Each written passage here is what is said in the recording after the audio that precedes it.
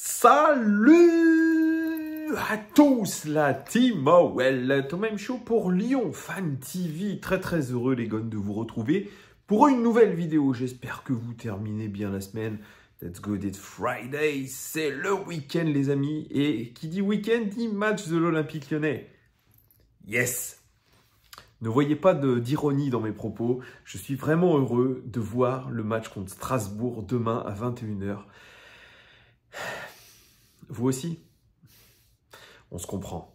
Allez, avant toute chose les amis, n'hésitez pas, surtout pas, à vous abonner. Ça ne fait que monter en ce moment. Merci en tout cas de votre fidélité. Merci de vos abonnements nombreux à la chaîne. Elle continue de grimper, c'est grâce à vous. Ceux qui ne sont pas abonnés, n'hésitez pas, abonnez-vous, c'est très important. Mettez un like aussi et puis commentez. On lit et je lis tous vos commentaires qui sont souvent très pertinents et très réalistes sur la situation du club. Parce que si je vous fais une nouvelle vidéo à la veille de ce match et pour vous parler de quelque chose qui me tient à cœur, c'est un coup de gueule. C'est un véritable coup de gueule. Vous avez vu dans le titre déjà, c'est un coup de gueule. Je me fais toutes les conférences de presse, vous le savez, je vais sur OL Play, je prends mon temps, je prends, allez, c'est un quart d'heure, 20 minutes de conférence de presse, il y a toujours un joueur et il y a toujours l'entraîneur. Et là, c'était notre capitaine qui est passé à la moulinette des journalistes, si on peut dire, parce que la moulinette, c'est pas vraiment ça. Vous savez, les questions des journalistes ne sont pas forcément très pertinentes. Mais alors, Alexandre Lacazette, en interview, c'est quelque chose, les amis. Et j'ai trouvé son attitude absolument déplorable. J'avais déjà fait la remarque lors de sa conférence de presse de présentation. Je l'avais trouvé très mou, je l'avais trouvé très monocore, je l'avais trouvé sans expression de visage. Finalement vide un petit peu le garçon alors qu'il revenait dans son club de cœur. Il revenait dans un projet ADN lyonnais. On pensait que ça allait quand même le galvaniser, bien non. On a vu un Alexandre Lacazette plat. Extrêmement plat et pourtant il s'apprêtait à prendre le capitanat de l'Olympique Lyonnais cette saison. Je vois un Alexandre Lacazette en conférence de presse qui est toujours dans le même registre, regard fuyant, pas une expression de visage, pas un sourire. Et puis surtout, le néant dans ses propos, le néant absolu. Alors, ne me dites pas, oui mais Thomas, les conférences de presse, c'est toujours... Non. Quand on fait une conférence de presse, quand on est face à la presse, on est volontaire, on fait les choses bien. On arrête toujours la même tambouille. Sinon, ça ne sert à rien de faire ça. Annulons ces conférences de presse qui ne servent à rien. Mais moi, quand je vois Alexandre Lacazette, l'expérimenté Alexandre Lacazette qui a passé 5 ans en Angleterre, qui a été capitaine d'Arsenal, quand je le vois en conférence de presse dans un club, dans son club, qui est 8e en championnat, avec des supporters qui essayent de les secouer, de le voir aussi fade, aussi insipide à l'image de notre équipe, eh bien, excusez-moi, je trouve ça déplorable. Alors bien sûr, c'est pas contre la personne. Moi, je ne connais pas Alexandre Lacazette. Je l'ai rencontré une seule fois dans la rue et il a été plutôt charmant, plutôt sympathique. Rien à voir avec le Alexandre Lacazette que vous voyez là et qui franchement... Je me demande s'il n'est même pas endormi lui-même, aussi endormi que notre équipe. Alors, je sais aussi que probablement son entourage va regarder cette vidéo ou va être mis au courant de cette vidéo. J'avais déjà fait un petit passage sur lui lors de la reprise de l'entraînement disant qu'il ne s'était pas arrêté lors de son premier passage.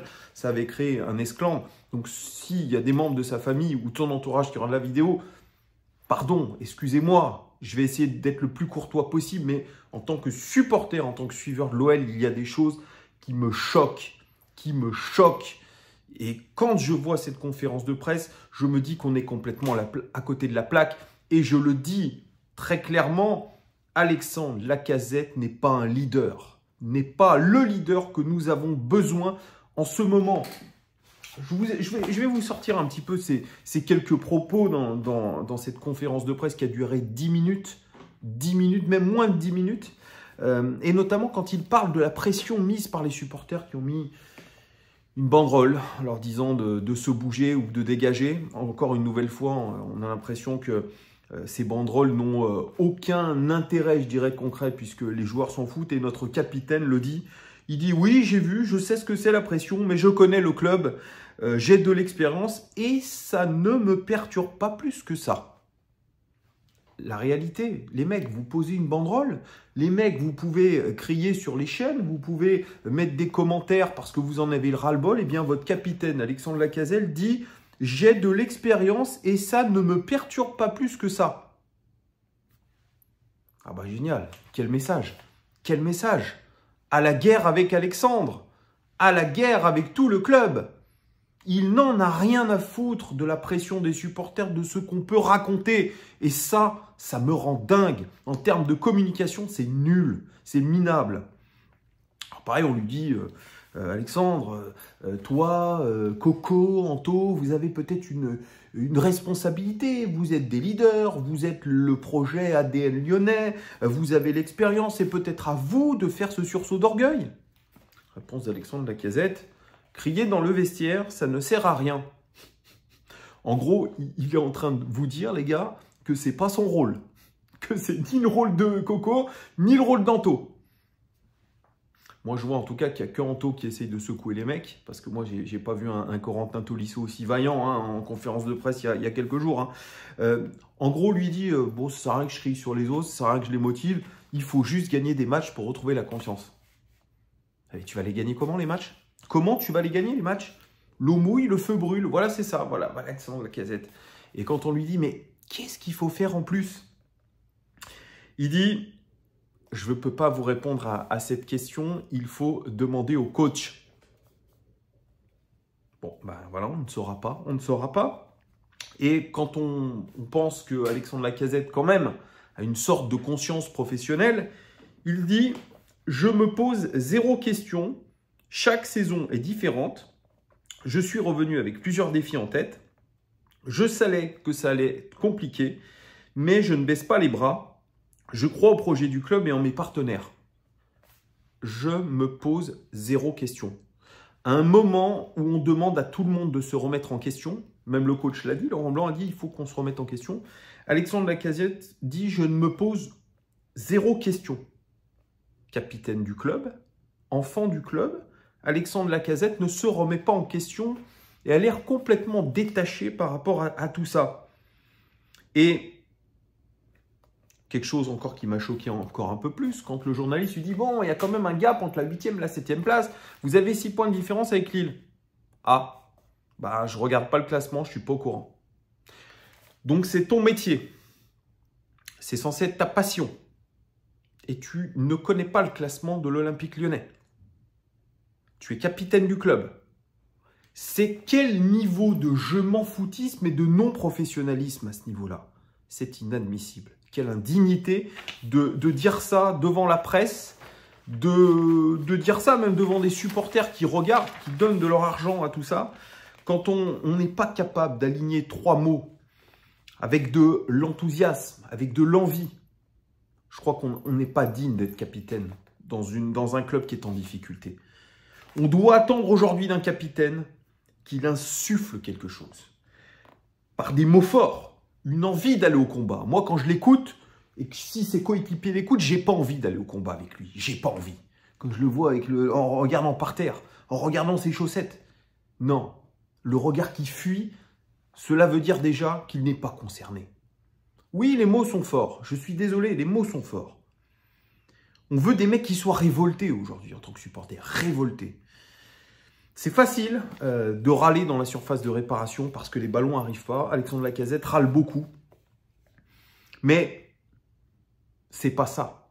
C'est pas ça. Râler sur un terrain, c'est quelque chose. Par contre, insuffler quelque chose, une dynamique, donner l'envie à ses coéquipiers, c'est autre chose. Et ça, c'est le rôle d'un capitaine. La banderole, il s'en fout. Il est revenu pourtant pour le projet de l'ADN OL. C'est un enfant du club, je vous l'ai dit. Ça en dit long aujourd'hui sur la mentalité de cette équipe. Rémi Vercout disait « Il y a des petites mentalités dans cette équipe ». Eh bien, c'est la réalité. C'est la réalité et le fait qu'Alexandre Lacazette le matérialise dans une conférence de presse, aujourd'hui, ça ne fait plus aucun doute. On se fait pisser dessus, les amis, par nos propres joueurs. C'est la réalité. On se fait pisser dessus par nos propres joueurs. Quand on ne connaît pas son classement, on ne connaît pas le classement de la Ligue 1, on ne connaît pas les adversaires. On peut parler aussi de Laurent Blanc. Laurent Blanc qui ne connaît pas les statistiques de son équipe, qui ne sait pas à quand remonte le dernier clean sheet de son équipe, qui dit même aux journalistes, c'est votre taf, les statistiques. Non, c'est pas leur taf. Tu as un staff avec des analyses vidéo, avec un responsable de la performance, avec tout un tas de personnes autour de toi, et tu es incapable d'en retranscrire ce qu'ils te disent, s'ils te le disent. Et ça, c'est très grave aussi. On sent franchement une équipe qui est complètement démobilisée. Démobilisée. À l'image, finalement, d'Alexandre Lacazette, à qui on a envie de dire aujourd'hui, bouge-toi, entraîne tes coéquipiers. Entraîne tes coéquipiers avec toi. Tu es le capitaine de ce club. Moi, j'ai envie de mettre ça en parallèle avec le Alexandre Lacazette, qui était capitaine d'Arsenal. Capitaine d'Arsenal, les amis. Je vais sortir mon PC. Il était capitaine d'Arsenal sous Arteta la saison dernière, avant que la situation ne se brouille sur la prolongation de son contrat. Il était le capitaine d'Arsenal. Et les mots de son coach à l'époque étaient très forts. Mikel Arteta, qui, après la mise à l'écart de Pierre-Emerick Aubameyang, a dit « Lacazette est le prochain sur la liste pour être capitaine » et il l'a pris. Comme tout le monde l'a vu aujourd'hui, c'était après une victoire contre West Ham. Il dit avec une telle fierté et un tel engagement, je suis vraiment heureux de la façon dont il a joué. Laka a toujours été comme ça dans le vestiaire.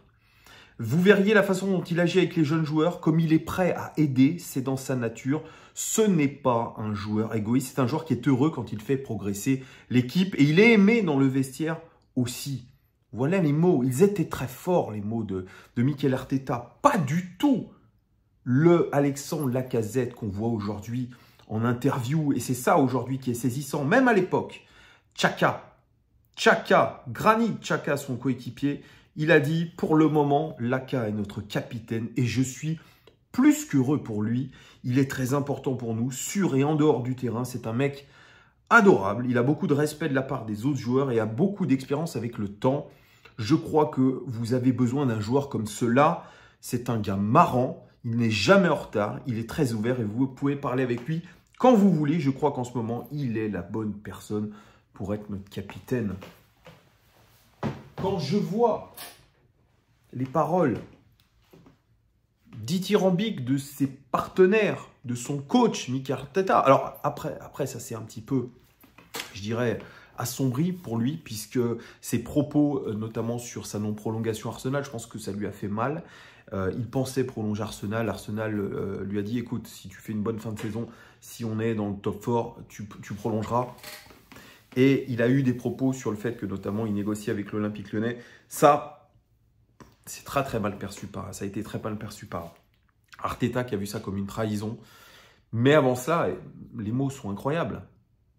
Où est aujourd'hui le Alexandre Lacazette qui a porté à un moment cette équipe d'Arsenal, qui a été fédérateur dans le vestiaire? Alors bien sûr, j'oublie pas quelque chose, les amis, bien sûr, je le dis.